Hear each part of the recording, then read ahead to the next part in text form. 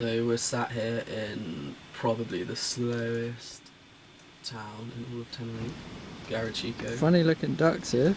Which is actually perfect because it's really cheap. Marina, and we've just been here for like a week, 10 days-ish, waiting for a new fuel lift pump for the Volvo Penta because we think that that's probably why the engine keeps on cutting out at really bad times, like when we're manoeuvring around marinas. And meanwhile, there's been this outbreak. We're about to go completely off the grid for 3 weeks. Fucking Italy's been quarantined. The Americans aren't letting anyone in from Europe. One of the hotels on the island got quarantined with like 1,000 people staying in it. They weren't allowed home for 2 weeks. It's gonna be funny, like, not having any contact with the outside world for this period of time. And it's already escalating so much every day. Like every day it's like, almost by the hour there's these new headlines coming out like how many people died in the UK. I think we're in a good position because if needs be, we can be completely Unless we got it. self-sustainable. Yeah. But we're all fit and healthy, and we're just going to stock up on rice. I think the main thing that will be interesting is what will happen when we get to the other end in 3 weeks' time, or however long it takes. Might be here for another couple of weeks waiting for this fucking lift pump. Yeah, we've got everything we need to be sustainable for about, well, I mean, indefinitely really. I mean, we can catch rainwater, we've got our solar power, got our fishing stuff. I always imagined if there's ever an apocalypse or anything, being on a boat and sailing would be the best thing. I know it's not happening, but potentially it could be. Feeding the ducks. In the morning, feeding the ducks, feeding the fish. Just the one duck, actually. What's the highlight of your day today? Well, I was going for a walk with you guys, but then the security guard said we couldn't do that anymore. We've been detained in the Marina. Lily's got coronavirus. Start again. You don't have coronavirus. I don't have coronavirus. She thinks she does. It's just anxious times, you know. I need to. The paranoia is real. So basically what happened is my family in the UK couriered out a new diesel lift pump, and it didn't take 5 days, it took 2.5 weeks, I think, in the end. And the day before it came, all of Spain went into lockdown because of coronavirus. And since then, we've got a bit. Elixir's provisioned for like 2 months. We've got tons of food on board, ready to go, ready to cross, and Spanish customs are just like, no. We're weighing up No. our options. Yeah, so basically now we're thinking like tomorrow we're just gonna try as hard as we can to get some sort of, to be allowed to leave. Ideally if we're allowed to leave, that's good. And if we can leave and get Documents. clearance, Yeah. that is fucking ideal.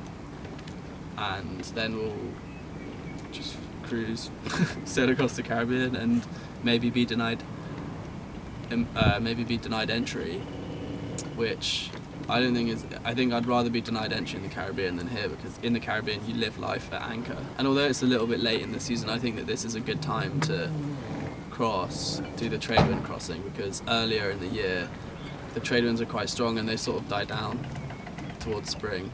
And I've been looking at the wind and it looks sweet. It looks like the wind, like there's like 15 all the way across the Caribbean. And ideally, we want to make landfall in Grenada. Yeah, I think the main issue motivating me to leave is the dwindling season. You know, like hurricane season isn't really that far away, so we sort of need to go. And if we end up staying here for a month, then it's like, well, then it'll be really late to cross, and then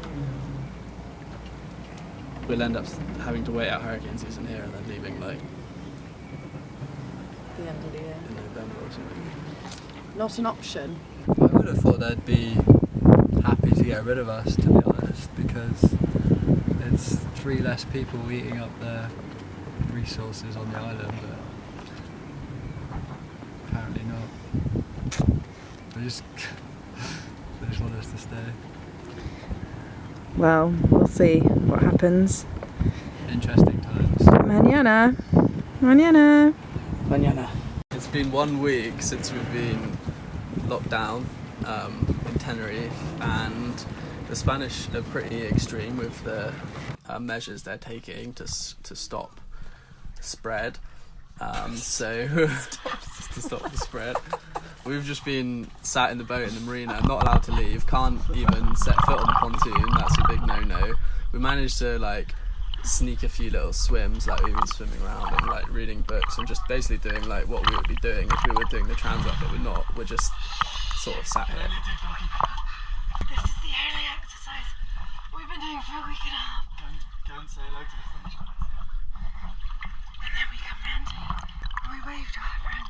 Yesterday morning, we kind of outright got told that we couldn't leave. And then in the afternoon, we were told that we might be able to leave and that we'd speak to Ramon, the Marina officer, this morning. The boys went and spoke to him, and what did he say today? Ramon? He was a bit nicer today. He said we're allowed to leave, but we can't go to any other ports in the Canaries, and once we leave, that's it. No coming back. No coming back. We were initially over the moon when he told us that, actually like, sweet, we can cross the Atlantic, go to the Caribbean, happy days. And we came back to the boat and we started to chat, and I messaged a few of my mates in Grenada and I asked them what the situation was like there. And they were like, yeah, it's good, borders are still open, but on arrival, everyone, like Grenadian residents, non-residents, whoever you are, like on arrival to Grenada, you're quarantined for 14 days. Like that's just standard. Everyone's quarantined for 14 days. And on top of that, anyone who's come from Europe within the last 14 days is flat out rejected. Another factor, I think, all the cruisers in the Caribbean are saying, stay where you are, don't move, because it's just not the right time to be crossing borders. The nations in the Caribbean are like, there's a lot of quite poor communities, and I think something like this is going to put a lot of pressure on certain places in the Caribbean. And we don't want to be like coming into somewhere that's already got quite a delicate infrastructure and be it can imposing ourselves to be fed and need to live off what they have, which is probably quite restricted, or will be quite restricted in like a couple of months. They'll probably be feeling that the most. Also, do we want to be stuck there for the whole of summer? I mean, we're not exactly rich, are we? Like, I don't think it's financially feasible for us to stay anywhere for a long period of time without earning money. So the other option, which is actually probably going to be more difficult in terms of sailing, involves bringing Elixir non-stop back from the Canaries to the UK, which is like definitely a doable passage in like spring or summer. I mean, and then we'd go back to the UK, which is where we're all from, and just wait out the whole global pandemic and leave again in a start all over again. Start fresh in a time period when it's better. And it's actually quite fortunate that we haven't really gone that far, because for this to happen when we're on the other side of the Atlantic, I feel like it would have been a bigger sail home. Yeah, much bigger sail home. Bearing in mind that if we choose to do that, we still have to stay here probably for how long do you think? Maybe until we go crazy. Until a good weather window pops up. Yeah.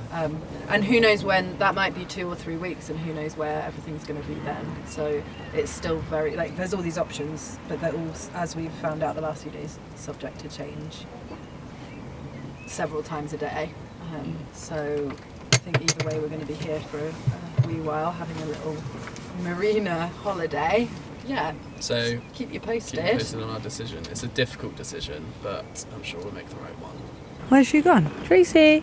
God, I feel like David Attenborough. The fuck's he doing? It's good that we're getting him to like us, because he might be our dinner one day. Might lay eggs. Yeah, do these things lay eggs? Oh shit, here it comes! Jesus Christ, he's on the fucking boom. No pooing.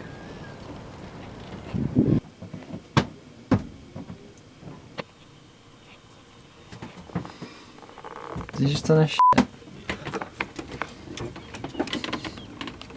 Oh, it's Tracy. We've made a decision about what we're going to do next. So we're in. Wait, what was the last one we did?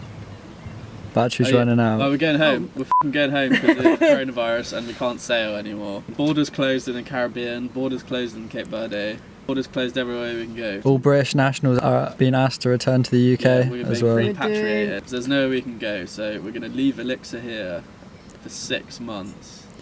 We're going to go home tomorrow. We're going to try and go home tomorrow. Hence the face mask. It's not the right time. It's not the right time to be hopping from country to country. Most importantly, We've given Tracy loads. Our pet duck. We've given her all the rest of our oats. So Mouldy oats. she's eating them Yeah. all in one go, and Mouldy we're a bit oats. worried about her. You're eating too. She's actually eating a lot. Elixir will be here for 6 months, and we're going to return the other side of the hurricane season, do the transatlantic then, stopping off in Cape Verde this time. Yeah, it's going to be Which is sick. exciting. Yeah. We know there's good waves there, and it's a really, really cool place. It's like the Canaries back in the day, is how I've heard Cape Verde described. So that'll be exciting. We'll stop off there and then cross over to the Caribbean, make the most of the season, and hopefully end up in Panama around this time next year, I guess. Yeah. Yeah. Exciting. Yeah. So it's not a big deal that we have to leave the boat here and go home. It just means it's on pause for a little bit. It's just a different, I think we always knew that whatever was going to happen was going to be out of our control, and you just that's part of coming sailing and going on a trip like this. Like, there's so many factors. We didn't expect it would be something like this.